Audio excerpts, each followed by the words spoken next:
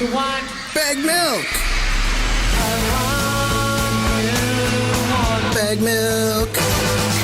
Baggedmilk. Oh, I swear. Oh, Baggedmilk. And I'm hungry like Baggedmilk. Oh, it's an exciting day. Opening day. Christmas morning. We'll explain more next week, but we're going to want you to be at least aware of the power of the mullet from the locker room. More details next week, okay? I'm ready. We'll leave ready. it at that. So tonight we got the opening game, and I thought this would be an interesting way to kick off opening season here for what will probably be a very exciting hockey season for the city of Edmonton. But let's remove the Edmonton Oilers from the equation.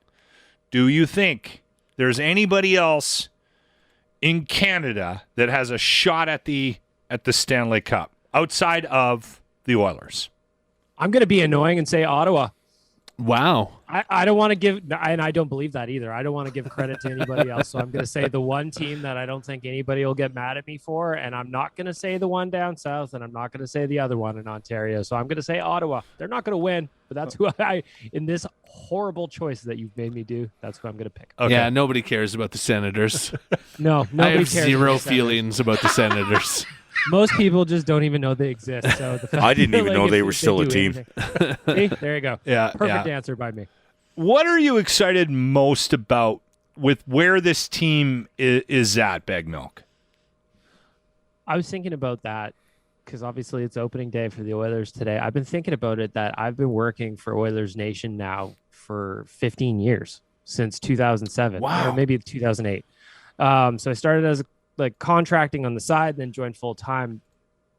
But every year we get excited for the Oilers. Every year we get excited that something's going to happen. And every year we believe in our hearts, because we're Oilers fans and we're drinking the Kool-Aid, that this is the year.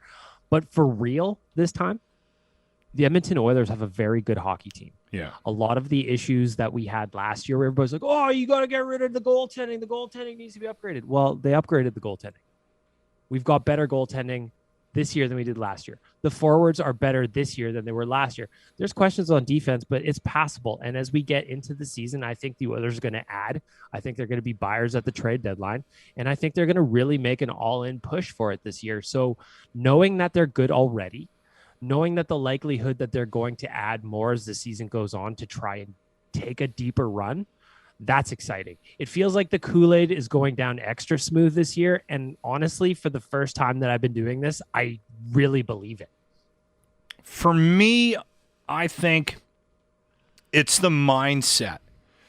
And I've started to see it. Last year was a really strong indication that this team has figured out what they need to do to make a run, right? And they fell short last year, but I get the sense that watching them play and how they're playing, it's a different team, right? And it's a team too.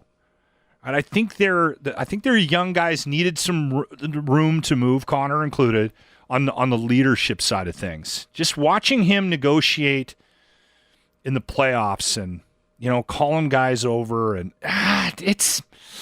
I don't know. It'll be interesting to see them this year. I'm with you. I think that guys have to learn how to win. And sometimes, I mean, you hear the guys, we love talking about the 80s Oilers in this city. Yeah. We love it. And if you listen to those guys, we've heard the stories a million times. They had to lose to the Islanders before they took the next step and then ended up winning a Stanley Cup. Now, was losing to the Western Conference Finals to the Avalanche that next step? I don't know.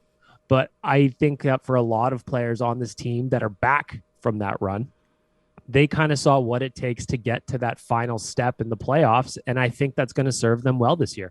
I don't think we're going to see a 2-month lull like we got last year. I don't know if you guys remember the hits I was doing with you last year in December, January, when the wheels were falling off. Those were dark days.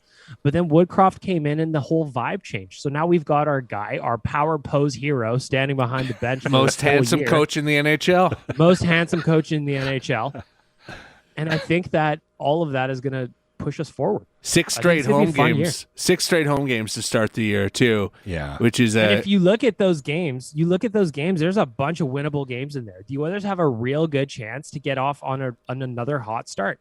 Like, I expect them to beat Vancouver tonight. I expect them to beat Calgary on Saturday. I know that's going to be a tougher one, but there's some games in here that they got to win. There's also some good tests. It's the only Battle of Alberta in Edmonton, isn't it, this year? Something like that? Well, that's weird. It's just like, Yeah. how is that a thing that happened?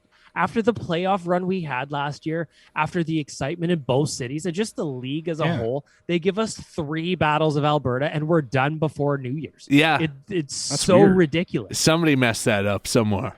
Wow. It's Somebody messed that up big time. It's not as egregious as letting the ref do a speech before the puck drop.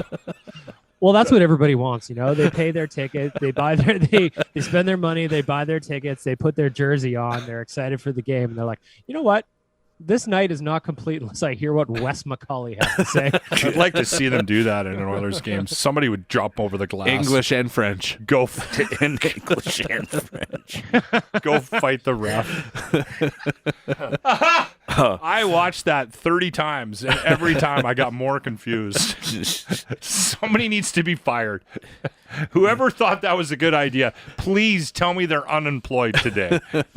They're working at Denny's. Let's talk about that Oilers Nation watch party that you guys got happening on Saturday. Give us the rundown there, Baggedmilk. Yeah, so we got a Battle of Alberta happening on Saturday, so we thought there's no better time to throw a kickoff party than on Saturday. We haven't been able to do one of these season launch parties since 2009 because, you know, the certain thing happened. So we're super excited that we're able to throw a season launch party. So at SOHO on Saturday night, we are throwing a watch party. We have got swag bags. So tickets are available to that on nationgear.ca. Right on the front page. It's going to hit you in the face when you go there, so you can't miss it. $25. We're raising money for Sports Central. You will get a T-shirt. You will get a bunch of gift cards. You will get entered into raffles. And then we've got Riff Raff, the AC/DC cover band, after the game happening. Yeah. So we're just going to have a little post-game party as well. So it's going to be a fun night. Nice. And I That think sounds like a you're gonna great want to night. be there. Soho is a great spot if you haven't been there. Great pizza, live music. Yeah, it's a good spot. Very cool. I'm super excited, and just I'm a huge AC/DC guy too, and I love a good cover band. So this is all in my wheelhouse. There we go. Baggedmilk, Oilers Nation. As always, thank you for your time, my friend. Go Oilers, go. Thanks, boys. The Locker Room for Always Plumbing and Heating. Weekday mornings on 95.7 Cruise FM.